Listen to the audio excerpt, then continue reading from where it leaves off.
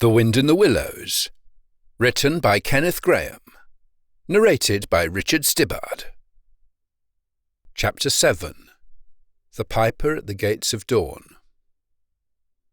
The willow wren was twittering his thin little song, hidden himself in the dark selvage of the river-bank. Though it was past 10 o'clock at night, the sky still clung to and retained some lingering skirts of light from the departed day, and the sullen heats of the torrid afternoon broke up and rolled away at the dispersing touch of the cool fingers of the short midsummer night. Mole lay stretched on the bank, still panting from the stress of the fierce day that had been cloudless from dawn to late sunset, and waited for his friend to return.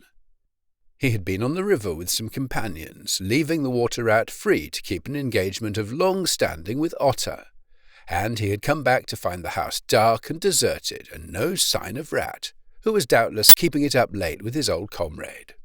It was still too hot to think of staying indoors, so he lay on some cool dock leaves and thought over the past day and its doings, and how very good they had all been.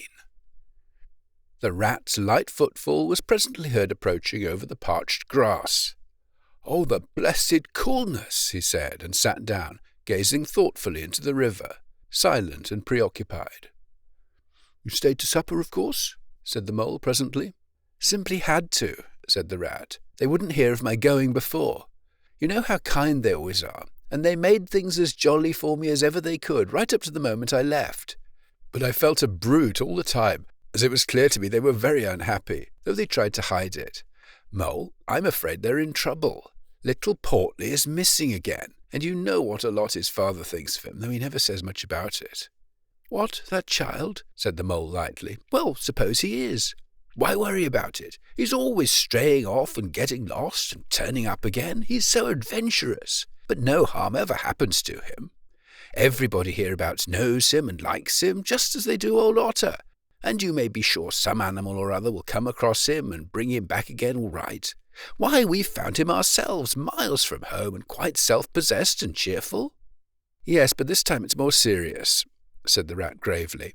"He's been missing for some days now, and the otters have hunted everywhere, high and low, without finding the slightest trace.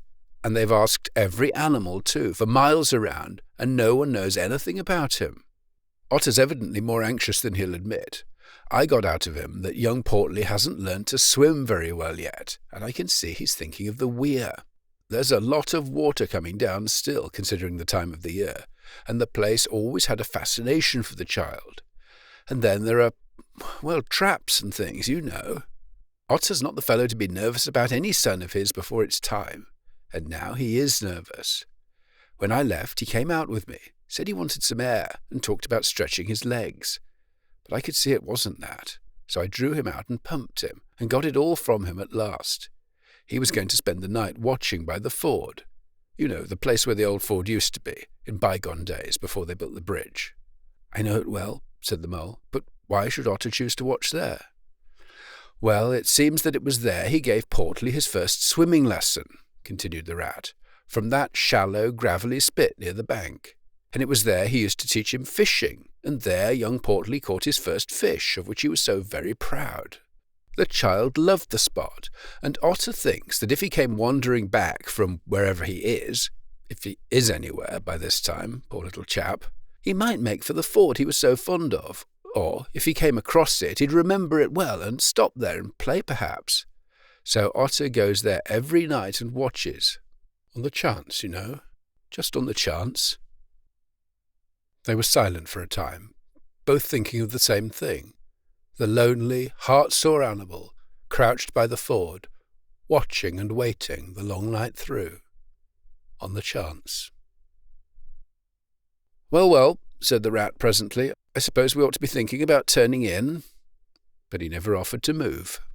"Rat," said the mole, "I simply can't go and turn in, and go to sleep and do nothing, even though there doesn't seem to be anything to be done. We'll get the boat out and paddle upstream. The moon will be up in an hour or so, and then we will search as well as we can. Anyhow, it will be better than going to bed and doing nothing."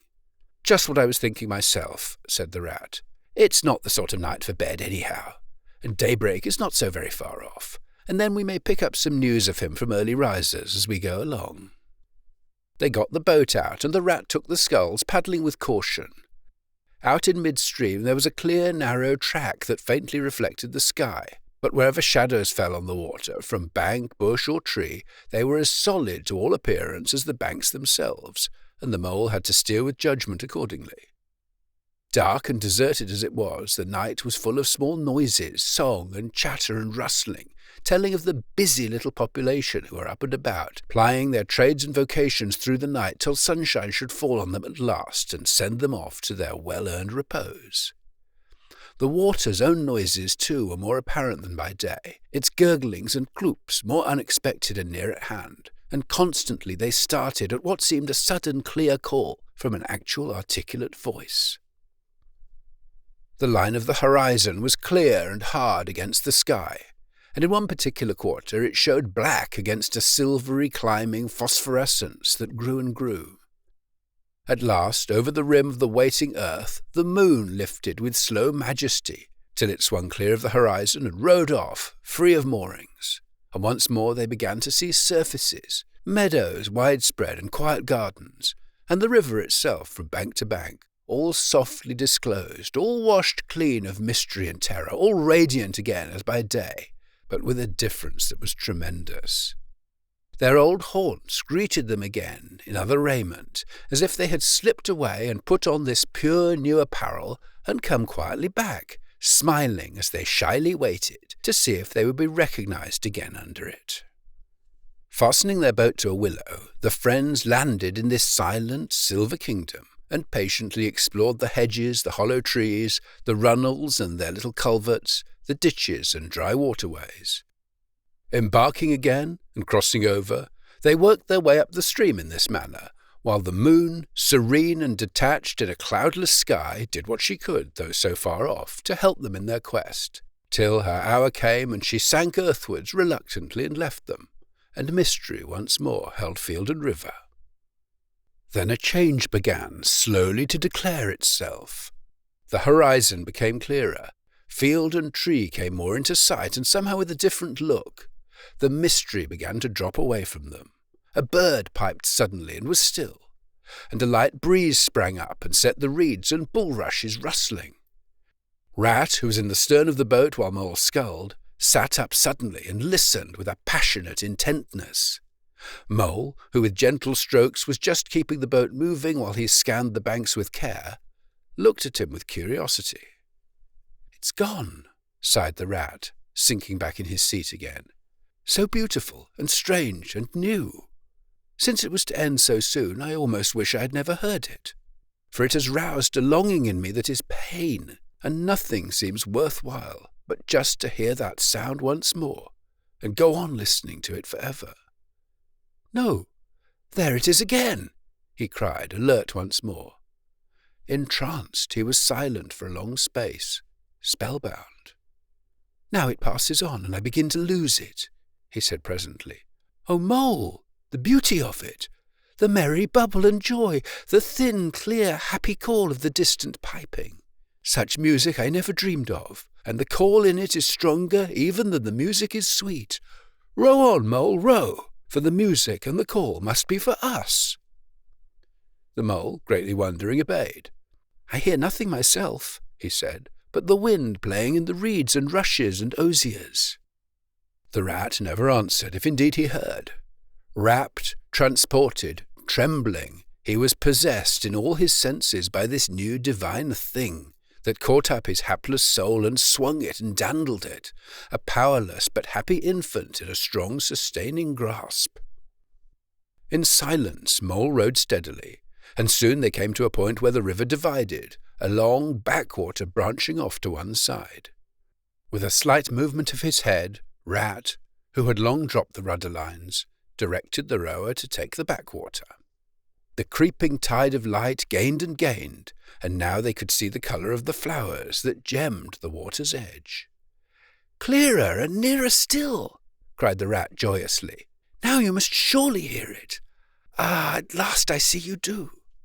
Breathless and transfixed, The mole stopped rowing as the liquid run of that glad piping broke on him like a wave, caught him up, and possessed him utterly. He saw the tears on his comrade's cheeks, and bowed his head and understood. For a space they hung there, brushed by the purple loosestrife that fringed the bank.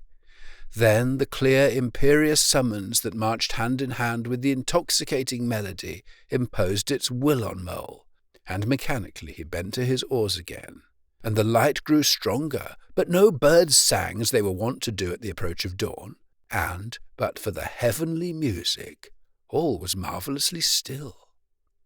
On either side of them as they glided onwards, the rich meadow grass seemed that morning of a freshness and a greenness unsurpassable. Never had they noticed the roses so vivid, the willow herb so riotous, the meadow sweet so odorous and pervading. Then the murmur of the approaching weir began to hold the air, and they felt a consciousness that they were nearing the end, whatever it might be, that surely awaited their expedition.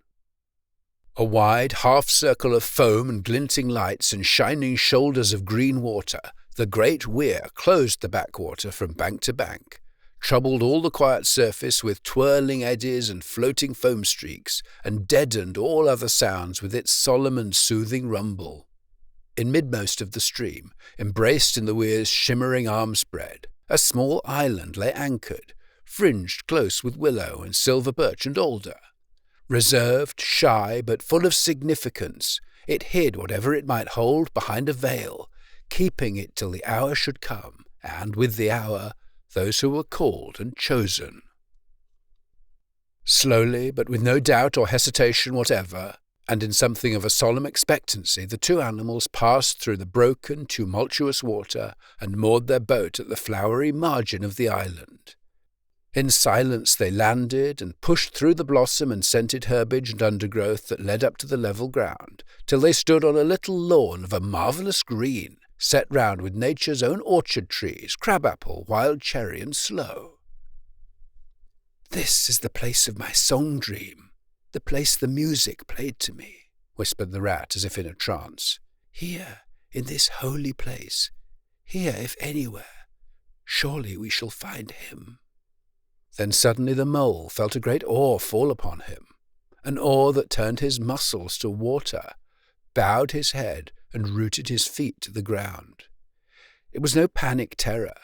Indeed, he felt wonderfully at peace and happy, but it was an awe that smote and held him, and, without seeing, he knew it could only mean that some august presence was very, very near.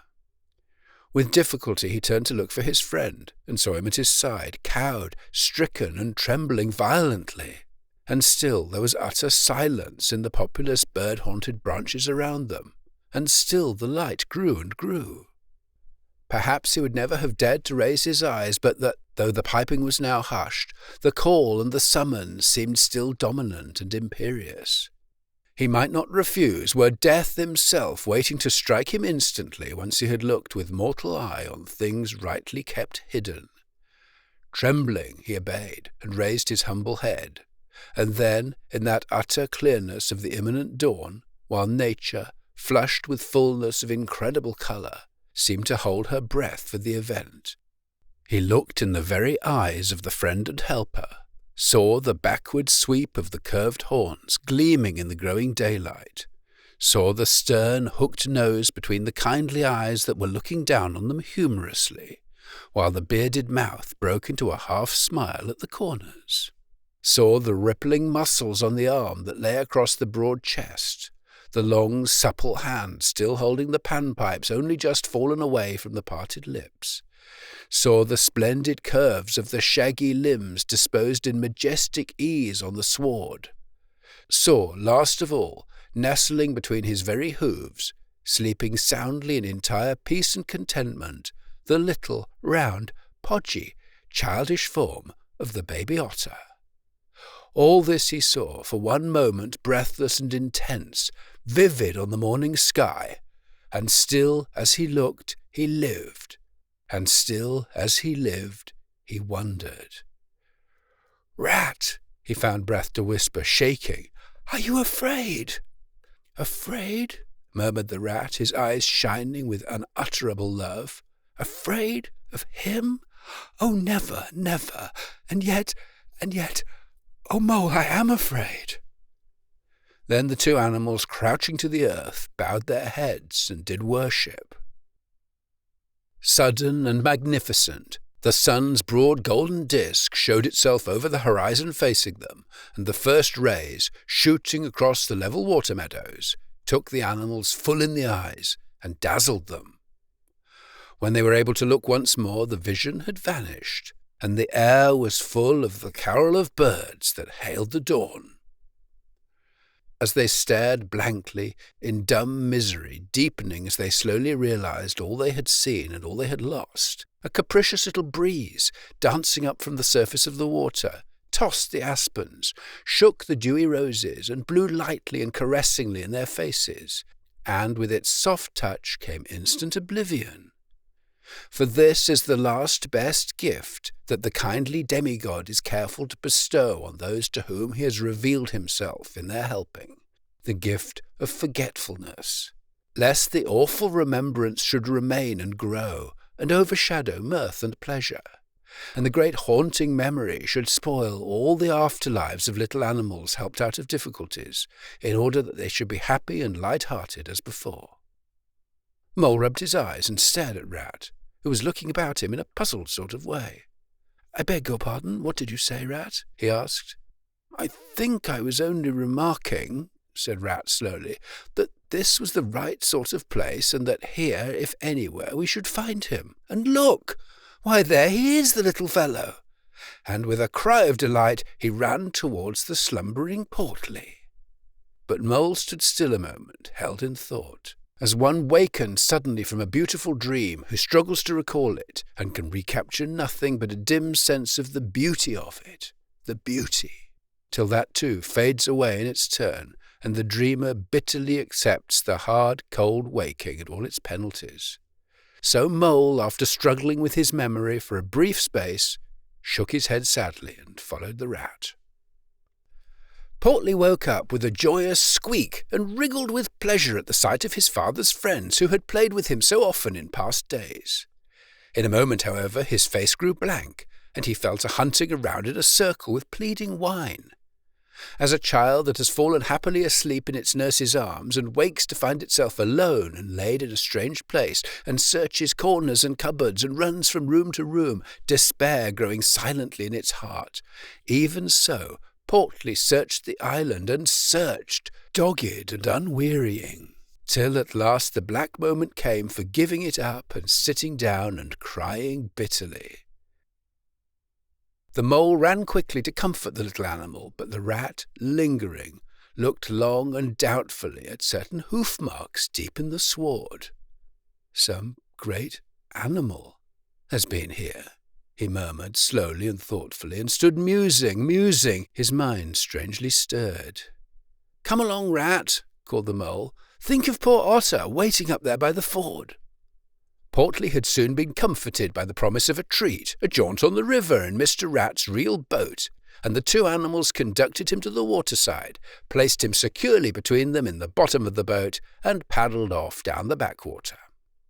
The sun was fully up by now and hot on them. Birds sang lustily and without restraint, and flowers smiled and nodded from either bank. But somehow, so thought the animals, with less of richness and blaze of colour than they seemed to remember seeing quite recently somewhere. They wondered where.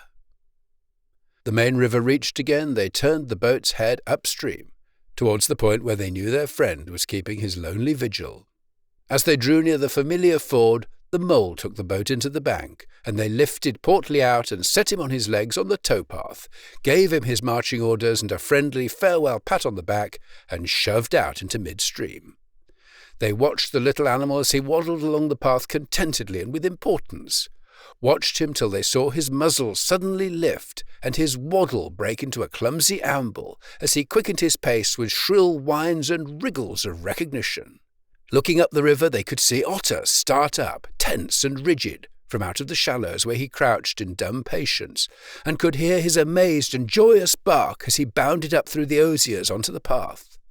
Then the Mole, with a strong pull on one oar, swung the boat round and let the full stream bear them down again, whither it would, their quest now happily ended. "I feel strangely tired, Rat," said the Mole, leaning wearily over his oars as the boat drifted. "It's being up all night, you'll say, perhaps, but that's nothing. We do as much half the nights of the week at this time of the year. No, I feel as if I had been through something very exciting and rather terrible, and it was just over. And yet nothing particular has happened." "Or something very surprising and splendid and beautiful," murmured the Rat, leaning back and closing his eyes. "I feel just as you do, Mole, simply dead tired, though not body tired. It's lucky we've got the stream with us to take us home. Isn't it jolly to feel the sun again soaking into one's bones, and hark to the wind playing in the reeds? It's like music, far-away music," said the Mole, nodding drowsily. "So I was thinking," murmured the Rat, dreamful and languid. "Dance music, the lilting sort that runs on without a stop, but with words in it too. It passes into words and out of them again. I catch them at intervals. Then it is dance music once more, and then nothing but the reeds' soft, thin whispering." "You hear better than I," said the Mole sadly. "I cannot catch the words." "Let me try and give you them," said the Rat softly, his eyes still closed. "Now it's turning into words again, faint but clear. Lest the oar should dwell, and turn your frolic to fret, you shall look on my power at the helping hour, but then you shall forget. Now the reeds take it up. Forget, forget, they sigh, and it dies away in a rustle and a whisper. Then the voice returns. Lest limbs be reddened and rent, I spring the trap that is set. As I loose the snare, you may glimpse me there, for surely you shall forget. Row nearer, Mole, nearer to the reeds. It is hard to catch, and grows each minute fainter. Helper and healer I cheer, small waifs in the woodland wet.